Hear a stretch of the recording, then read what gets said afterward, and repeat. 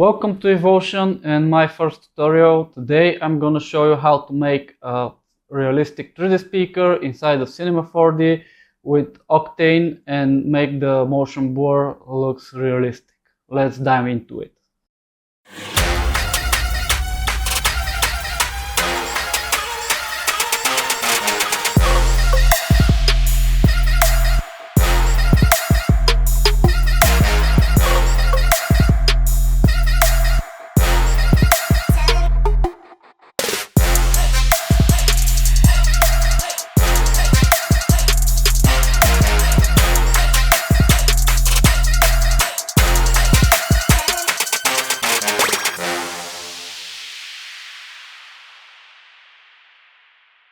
So this is what you'll be able to achieve with these techniques. This particular 3D model was modeled in plasticity. This was my introduction to the program, for which I want to thank Silverwing and his tutorials. Really good program for CAD modeling. I cannot recommend it enough. And this is a part of a Gumroad product that you can buy for 10 euros, and you'll find everything in one place except for the music, because the music is licensed to me personally. But this is not the important part. You can always find your own music, and this is the point of it. If you need to visualize something, this would be a very good start and it will save you a lot of time.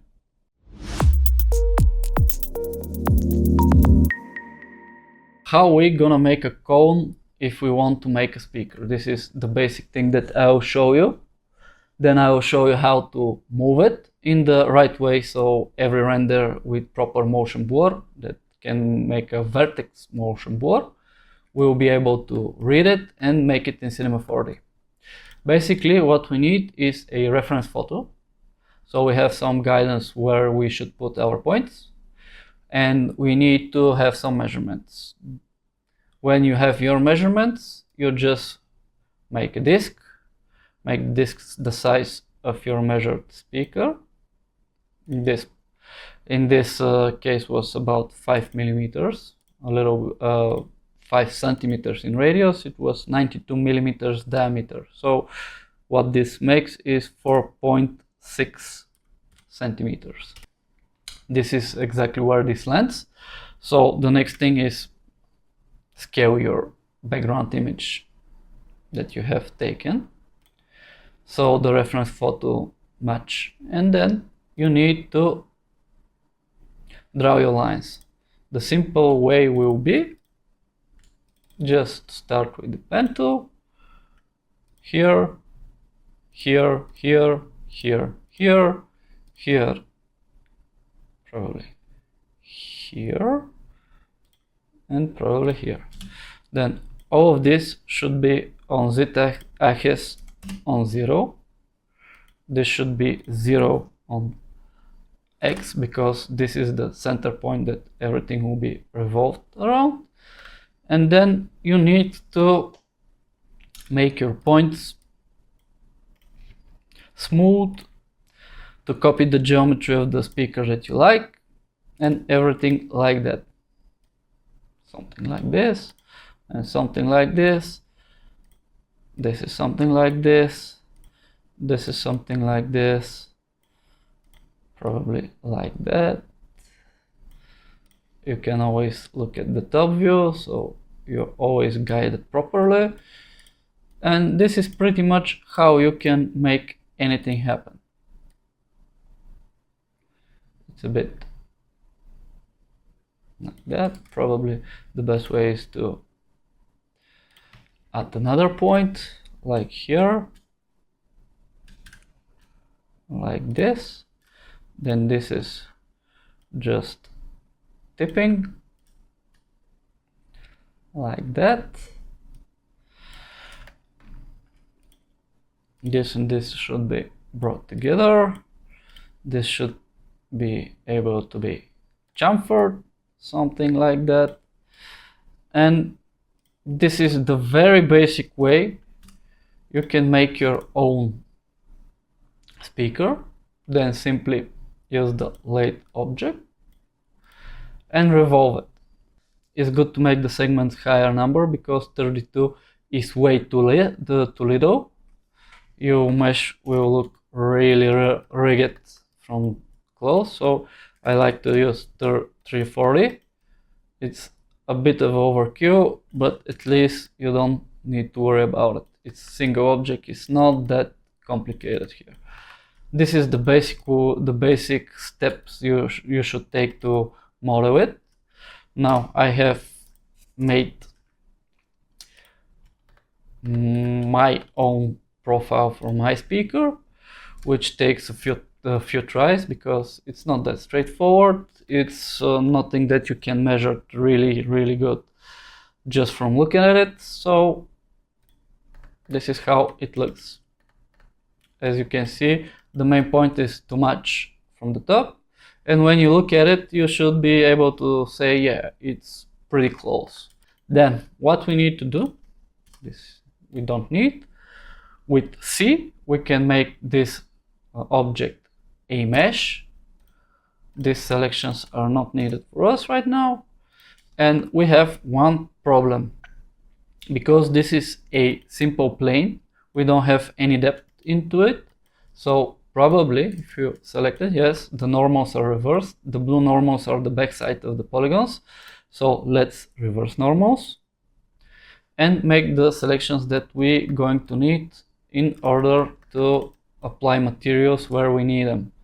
So go to polygons, UL in Cinema for a loop selection, then back button of the mouse, store selection. If you don't have a back button, Shift C, store selection. This is the way you can operate really fast in Cinema 4D with Shift and C. Now, the next selections, UI, which inverts the selection. Go to the brush tool to select other parts. Now we're gonna select only the cap. With Control we can exclude from our selection, and we, for some reason that was missed, but just look for the orange stuff if there's something extra selected. Then again, and we can name our selection. This is cone, this is cap, and we can use this selection, UI again. Then we are gonna exclude the cone, and simply we have the suspension. Now store selection, suspension. This is how you can select fast and easy your polygons, so you can apply different materials on a single object. And one more thing that I've missed is we need to add some depth here, because this is just a straight edge and this won't look good in the final render. This little stuff kind of shows, no matter how little it is. You have for edge selection, E, Control for extrude, something like that, something very minimal. Then select this edge again and bevel it out. It's good to do this first, then make the selections, because this will mess up part of the selections. When we say here select and go here, this is okay, this should be okay, but this is missing. So we need to add it, which is not a big deal. With Shift we can go around and simply add it. And we can go here and say update. And as we see, the count updated, so our selection is proper now.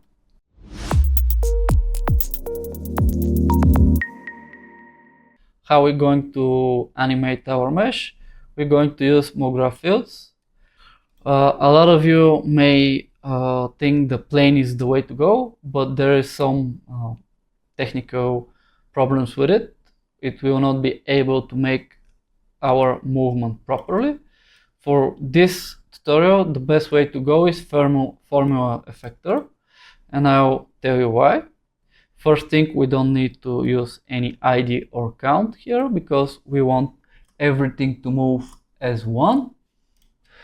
The other thing is our project time is what feeds our sine function. So in this case, it's good to give it some strange number like that, around 40 to 50, but not whole number, because you don't want it to be proportional to whole numbers like 30 or 25.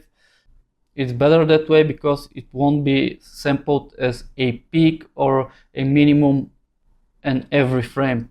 So this will make the animation look better.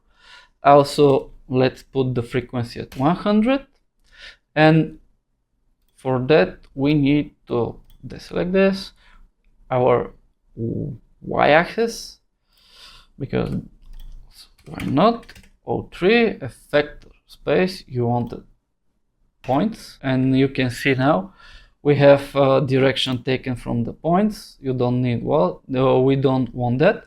We simply want to use the effector space, which is exactly what we have.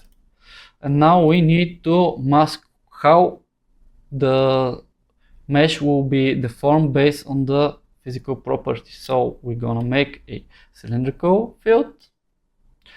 This field should be really smaller. Now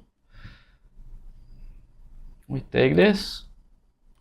This is where the deformation starts, and here where the deformation is full. So here is moving like one object, and this is where the fall off begins, and this is will stay static. Basically how the cone works.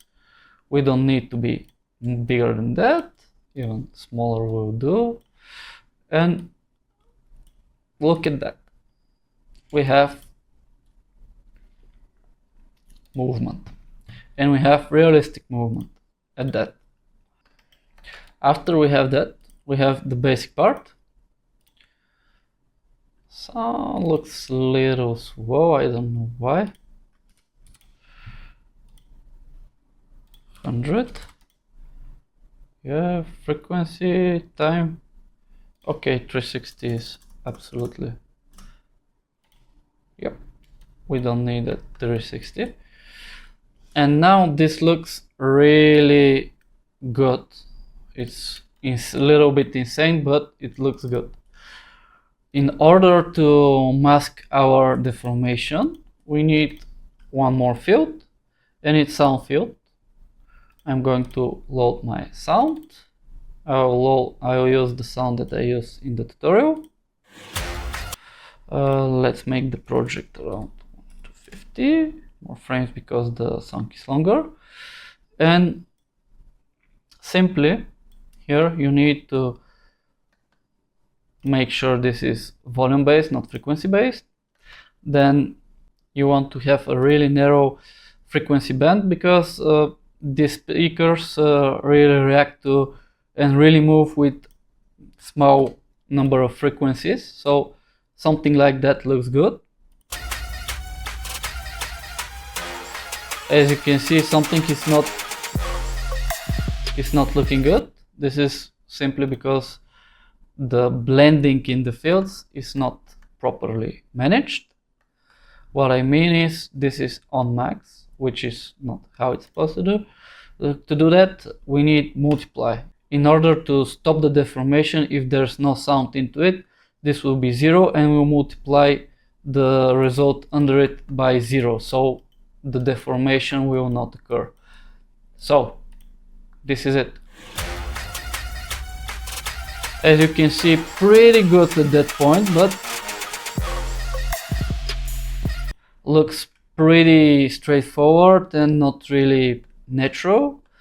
This is simply because of two things. First, the speakers doesn't move a lot in the first 50 or 60% of their range. So let's go to the sound field, go to remap, and say curve, and we simply want to do that a little bit.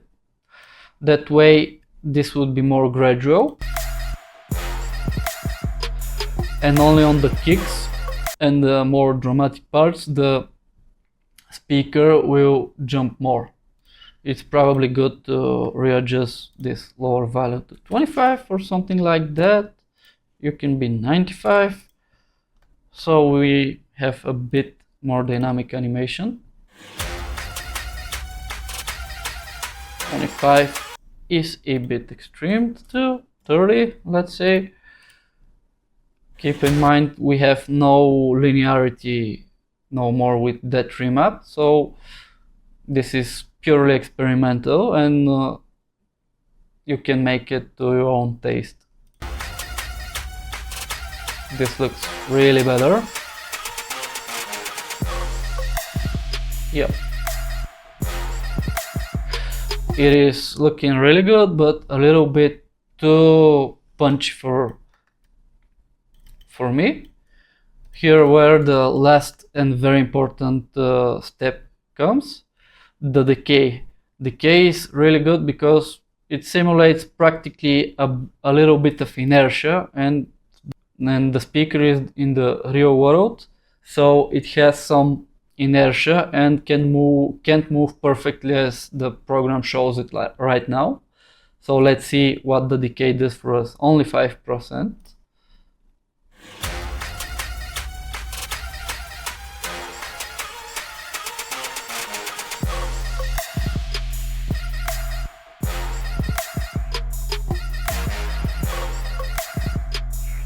What I will do is say 100, so this is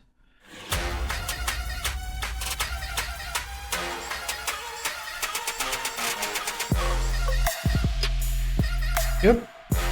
This looks really good, and this is the basic way you have to make your speaker move. There is not much to it. As you can see, it's really simple setup. I will show you one more thing, simply because you maybe want to make the speaker absolutely real and make it with the back part and the back suspension that is over the voice coil. So let's make this very fast. We can make very fast voice coil. It will be really garbage, but this is not important in our case. Now everything here is rounded, so let's see like that. Then we're going to make another, let's see like that, and now we're going to make this a object just like the other one, and 340 is our magic number. We don't need more details. Okay, we have the back suspension. The good thing about the deformers, if you group things in like that, and everything in this hierarchy will be affected by that. And as you see, this doesn't work because it's out of the fall-off, but if we make the fall-off bigger, the whole thing moves. So we need to have more gradual control over the shape of the fall-off. So how we're gonna make this is make this smaller. Then this is top. We say top part. Then control drag it to duplicate. We'll say this is a bottom. And add it here, bottom. Now make this bigger. We can hide the front part in order to select things properly. Around here and around here. This looks better. But if we hit play, no need to say, this looks good. But when we show the front part, we have this problem, and this is the only reason why I show this right now, because we need to blend them naturally. When we show the top, only the top moves, and this is the real problem. Basically what happens is when you have two fields that are at blending mode normal, they kind of interact with each other in bad way for us. So simply say for the top one on max. So this will tell the program not to stack them, because this can make this effector strength double, and we don't want that. So simply the top one, set it to max, and this will solve all the problems. Should look good right now. Yep, this looks really good and looks like it should be.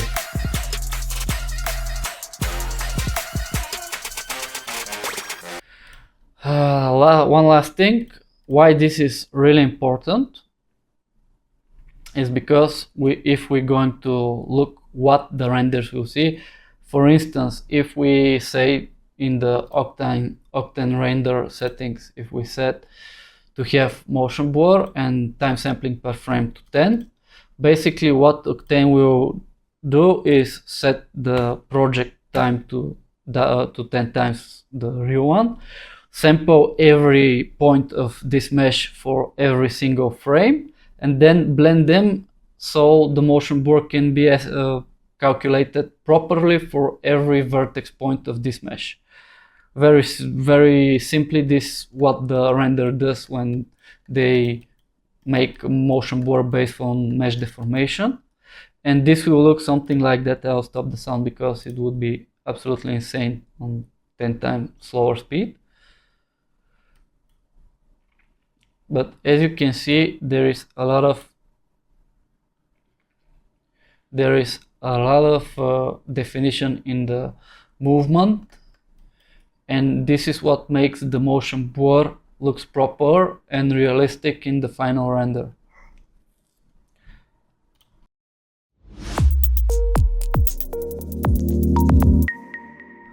For the people who want to have this project, you can jump again on the Gumroad page. It will be in the description. So you can buy it and you can use it. That was for my first tutorial. Thank you for watching and see you in the next one.